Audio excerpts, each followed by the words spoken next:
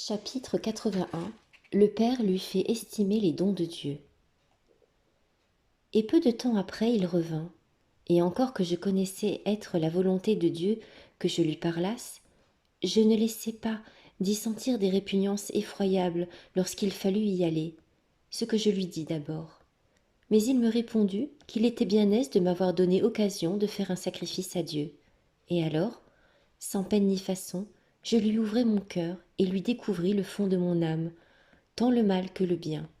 sur quoi il me donna de très grandes consolations, en m'assurant qu'il n'y avait rien à craindre en la conduite de cet esprit, d'autant qu'il ne me retirait point de l'obéissance, que je devais suivre ses mouvements en lui abandonnant tout mon être pour me sacrifier et immoler selon son bon plaisir. Admirant la grande bonté de notre Dieu, de ne s'être point rebuté parmi tant de résistance, il m'apprit à estimer les dons de Dieu et à recevoir avec respect et humilité les fréquentes communications et familiers entretiens dont il me gratifiait, dont je devais être dans de continuelles actions de grâce envers une si grande bonté. Et comme je lui eus fait entendre que ce souverain de mon âme me poursuivait de si près, sans exception de temps ni de lieu, que je ne pouvais prier vocalement, à quoi je me faisais de si grande violence que j'en demeurais quelquefois la bouche ouverte sans pouvoir prononcer aucune parole, surtout en disant le rosaire, ce qu'il me dit de ne plus faire, et que je me devais contenter de ce qui m'était d'obligation, y ajoutant le chapelet lorsque je le pourrais. Et lui ayant dit quelque chose des plus spéciales caresses et unions d'amour que je recevais de ce bien-aimé de mon âme, et que je ne décris pas ici, il me dit que j'avais grand sujet en tout cela de m'humilier, et lui d'admirer les grandes miséricordes de Dieu à mon égard. Mais cette bonté infinie, qui ne voulait pas que je reçusse aucune consolation sans qu'elle me coûtât bien des humiliations, desquelles cette communication m'attira en grand nombre, et lui-même eut beaucoup à souffrir à cause de moi, car l'on disait que je voulais le décevoir par mes illusions et le tromper comme les autres. Mais cela ne lui faisait nulle peine, et il ne laissait pas de me continuer son secours le peu de temps qu'il demeura en cette ville et toujours. Et je me suis 100 fois étonnée comme il ne m'abandonnait pas aussi bien que les autres, car la manière dont je traitais avec lui aurait rebuté tout autre,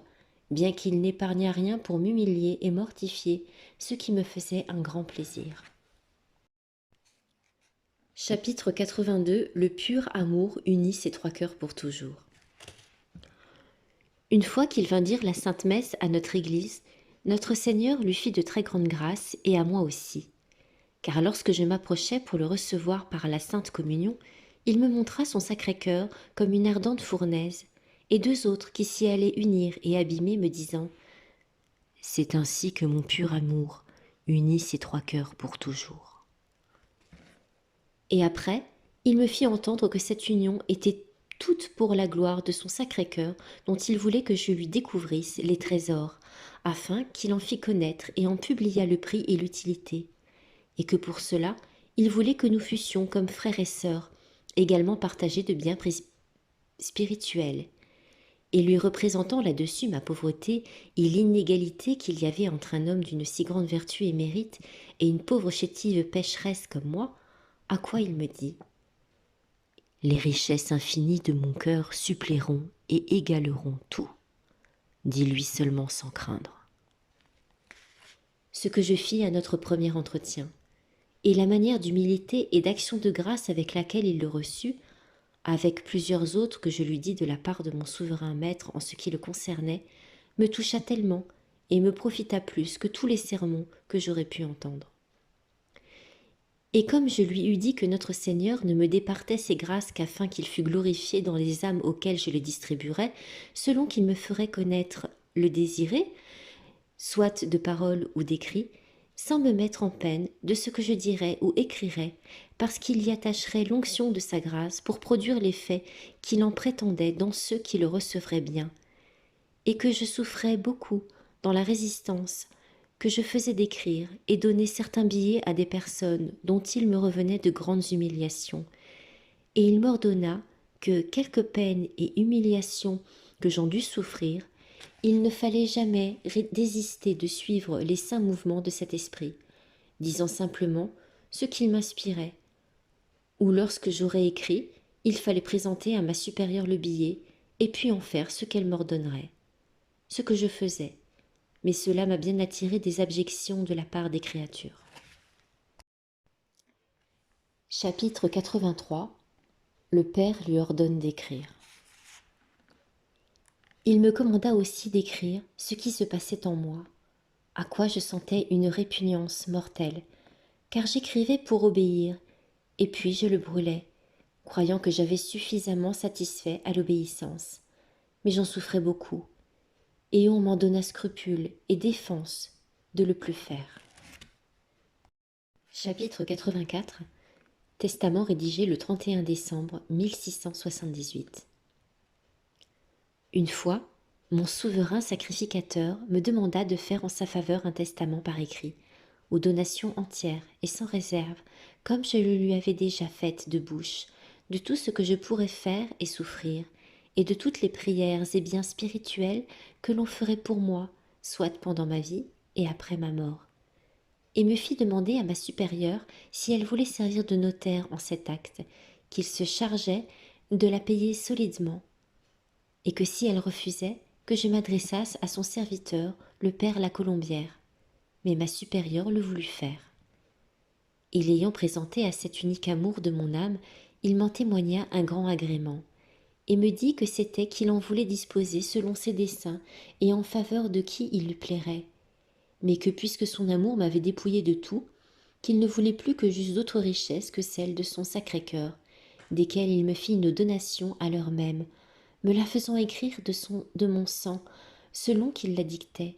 et puis je la signai sur mon cœur avec un canif, duquel j'y écrivis son sacré nom de Jésus. Après quoi, il me dit qu'il prendrait soin de récompenser au centuple tous les biens que l'on me ferait, comme fait pour lui-même, puisque je n'avais plus rien à y prétendre, et que pour récompense à celle qui avait dressé ce testament en sa faveur, il lui voulait donner la même récompense qu'à Sainte Claire de Montefalco, et que, pour cela, il ajouterait à ses actions les mérites infinis des siennes, et par l'amour de son Sacré-Cœur, il lui ferait mériter la même couronne, ce qui me donna une grande consolation parce que je l'aimais beaucoup, à cause qu'elle nourrissait mon âme abondamment du pain délicieux de la mortification et humiliation, qui était si agréable au goût de mon souverain maître, que pour lui donner ce plaisir, j'aurais voulu que tout le monde s'en fût mêlé. Aussi mon Dieu me faisait-il une grâce que jamais il ne manquait, ma vie s'étant toute passée parmi les souffrances du corps, tant par mes fréquentes maladies et continuelles infirmités qu'autres. Chapitre 85. Tout me retournait en humiliation. Mon esprit souffrait par des dérélictions, délaissements, et de voir offenser Dieu, lequel par sa bonté me soutenait toujours, soit parmi les persécutions, contradictions et humiliations de la part des créatures, soit dans les tentations de la part du démon, lequel m'a beaucoup tourmenté et persécuté, et aussi de la part de moi-même, qui ai été le plus cruel ennemi que j'ai eu à combattre et le plus difficile à vaincre. Car, parmi tout ce que je viens de dire, on ne laissait pas de me donner de l'occupation et du travail extérieur, tout ce que j'en pouvais porter, ce qui ne m'était pas une petite peine, dans celle que je souffrais, de croire que j'étais en horreur à toutes les créatures, et qu'elles avaient grande peine à me supporter, en ayant beaucoup à me souffrir moi-même. Et tout cela me donnait une continuelle peine en conversant avec le prochain, et je n'avais d'autre recours ni remède que l'amour de mon abjection, où je me tenais abîmée. Avec grand sujet, car tout me retournait en humiliation, même les moindres actions, et l'on ne me regardait que comme une visionnaire entêtée de ses illusions et imaginations. Et parmi tout cela, il ne m'était pas permis de chercher le moindre soulagement ni consolation dans mes peines, car mon divin maître me le défendait, car il voulait que je souffrisse tout en silence, m'ayant fait prendre cette devise: je veux tout souffrir sans me plaindre, puisque mon pur amour m'empêche de rien craindre. Il voulait que j'attendisse tout de lui, et s'il arrivait que je me voulusse procurer quelque consolation, il ne me faisait rencontrer que des désolations et de nouveaux tourments pour tout soulagement. Ce que j'ai toujours regardé comme une des plus grandes grâces que mon Dieu m'ait faites, avec celle de ne me pas ôter ce précieux trésor de la croix, nonobstant le mauvais usage que j'en ai toujours fait, qui me rendait si indigne d'un si grand bien, pour lequel je me serais voulu fondre d'amour, de reconnaissance et d'action de grâce envers mon libérateur. Chapitre 86. Une parfaite copie de Jésus crucifié. C'était dans ces sentiments et parmi les délices de la croix que je disais: que rendrai-je au Seigneur pour les grands biens qu'il me fait? Ô mon Dieu, que vos bontés sont grandes à mon égard de vouloir bien me faire manger à la table des saints, et des mêmes viandes dont vous les avez substantées, me nourrissant avec abondance des mets délicieux de vos favoris et plus fidèles amis, moi qui ne suis qu'une indigne et misérable pécheresse. Aussi, savez-vous bien que sans le Saint-Sacrement et la croix, je ne pourrais pas vivre, ni supporter la longueur de mon exil dans cette vallée de larmes où je ne souhaitais jamais la diminution de mes souffrances, car plus mon corps en était accablé, plus mon esprit sentait de joie et avait de liberté pour s'occuper et s'unir avec mon Jésus souffrant, n'ayant de plus ardent désir que de me rendre une véritable et parfaite copie et représentation de mon Jésus crucifié. C'est ce qui me réjouissait, quand sa souveraine bonté employait multitude d'ouvriers pour travailler selon son gré à l'accomplissement de cet ouvrage. Mais ce souverain ne s'éloignait pas de son indigne victime, dont il savait bien la faiblesse et l'impuissance à tout bien, et quelquefois il me disait: « Je te fais bien de l'honneur, ma chère fille, de me servir d'instrument si noble pour te crucifier. Mon Père éternel m'a livré entre les mains cruelles des impitoyables bourreaux pour me crucifier, et moi, je me sers pour cet effet à ton égard des personnes qui me sont dévouées et consacrées, et au pouvoir desquelles je t'ai livré, et pour le salut desquelles je veux que tu m'offres tout ce qu'elles te feront souffrir. » Ce que je faisais de tout mon cœur, en m'offrant toujours de porter toute la peine du châtiment de l'offense de Dieu que l'on pouvait faire à mon égard, quoiqu'en vérité,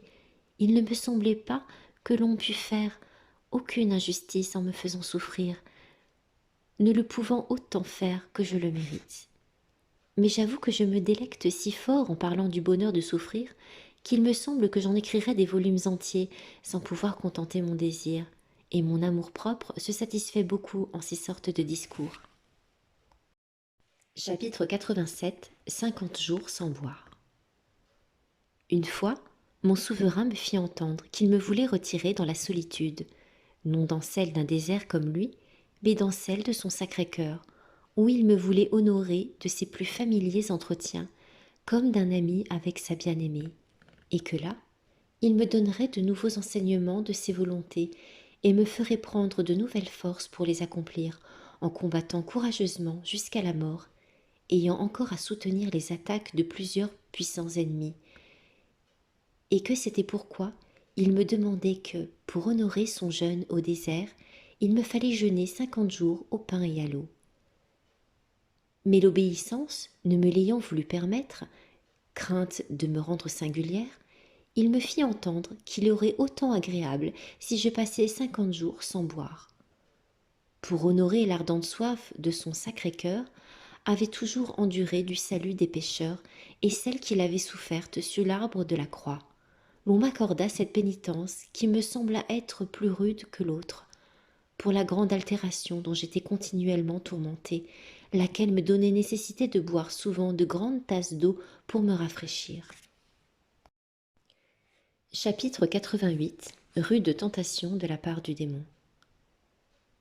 Je souffris pendant ce temps-là de rudes combats de la part du démon, qui m'attaquait particulièrement sur le désespoir, me faisant voir qu'une aussi méchante créature que moi ne devait point prétendre de part dans le paradis,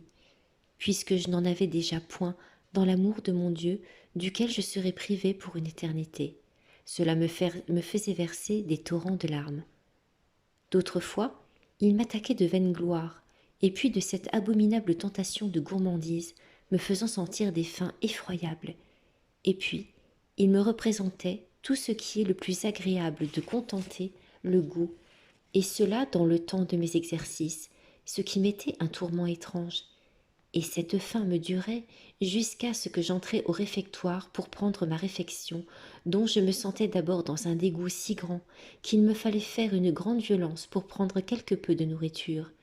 Et d'abord que j'étais sortie de table, ma faim recommençait plus violente qu'auparavant. Et ma supérieure, à qui je ne cachais rien de ce qui se passait en moi, pour la grande crainte que j'ai toujours eue d'être trompée, elle m'ordonna de lui aller demander à manger lorsque je me sentirais le plus pressée de la faim, ce que je faisais avec des violences extrêmes, pour la grande confusion que je sentais. Et au lieu de m'envoyer manger, elle me mortifiait et m'humiliait fortement là-dessus, en me disant que je garderais ma faim pour la contenter lorsque les autres iraient au réfectoire. Après, je demeurai en paix dans ma souffrance. Et on ne me laissa pas achever cette fois-là ma pénitence du boire, mais après que j'eus obéi, l'on me fit recommencer, et je passai les 50 jours sans boire, et de même je passai les vendredis. Je me trouvais toujours également contente, soit que l'on m'accordât ou refusât ce que je demandais, pourvu que j'obéisse, cela me suffisait. Chapitre 89. En adoration à la place du roi. Et mon persécuteur ne cessait de m'attaquer de toutes parts, à la réserve de l'impureté, dont mon divin maître lui avait défendu, quoiqu'une fois il me fit souffrir des peines épouvantables. Et voici comment. C'est qu'une fois ma supérieure me dit « Allez tenir la place de notre roi devant le Saint-Sacrement. » Et y étant, je m'y sentis si fortement attaquée d'abominables tentations d'impureté qu'il me semblait être déjà dans l'enfer, et je soutins cette peine plusieurs heures de suite. Et elle me dura jusqu'à ce que ma supérieure m'eût levé cette obéissance, en me disant que je ne me tiendrais plus en la présence de notre roi devant le Saint-Sacrement, mais en celle d'une bonne religieuse de la Visitation. Aussitôt mes peines cessèrent là-dessus. Chapitre 90. Dans les amertumes du calvaire. Et je me trouvais noyée dans un déluge de consolation, où mon souverain me donna les enseignements de ce qu'il souhaitait de moi. 1. Il voulait que je fusse dans un continuel acte de sacrifice, et que pour cela il augmenterait mes sensibilités et mes répugnances, en telle sorte que je ne ferais rien qu'avec peine et violence, pour me donner matière de victoire, même dans les choses les plus minces et indifférentes, ce que je puis assurer avoir toujours éprouvé depuis. De plus, que je ne goûterais plus aucune douceur que dans les amertumes du calvaire, et qu'il me ferait trouver un martyr de souffrance dans tout ce qui se pouvait composer la joie, le plaisir et la félicité temporelle des autres, ce qu'il m'a fait éprouver d'une manière très sensible, puisque tout ce qui se peut se nommer plaisir me devint un supplice. Car même dans ces petites récréations que l'on donne quelquefois, j'y souffrais plus que si j'avais été dans l'ardeur de la plus violente fièvre, quoiqu'il voulût que je fisse tout comme les autres, ce qui me faisait lui dire « Ô mon souverain bien, que ce plaisir m'est cher vendu !» Le réfectoire, le lit, me faisait tant de peine que la seule approche me faisait gémir et verser des larmes. Mais les emplois et le parloir m'étaient du tout insupportables, et jamais que je me souvienne, je n'y suis allée qu'avec des répugnances que je ne pouvais surmonter qu'avec de grandes violences, ce qui me faisait souvent mettre à genoux pour demander à Dieu la force de me vaincre. L'écriture ne m'était pas moins pénible, non tant de ce que je la faisais à genoux, comme de l'autre peine que j'y sentais. L'estime, les louanges et applaudissements me faisaient plus souffrir que toutes les humiliations, mépris et abjections n'auraient pu faire aux personnes les plus vaines et ambitieuses de l'honneur. Ce qui me faisait dire dans les occasions « Ô mon Dieu, armez plutôt toutes les fureurs de l'enfer contre moi, que les langues des créatures de vaines louanges, flatteries ou applaudissements. Que plutôt toutes les humiliations, douleurs, contradictions et confusions viennent fondre sur moi. » Car il m'en donnait une soif insatiable, quoiqu'il me les fît sentir si vivement dans les occasions, que je ne pouvais m'empêcher d'en donner parfois des marques, ce qui m'était insupportable de me voir si peu humble et mortifiée que je ne pouvais souffrir sans qu'on s'en aperçût. Et toute ma consolation était de recourir à l'amour, à mon abjection, qui me faisait rendre grâce à mon souverain de ce qu'il me faisait paraître tel que j'étais, afin de m'anéantir dans l'estime des créatures.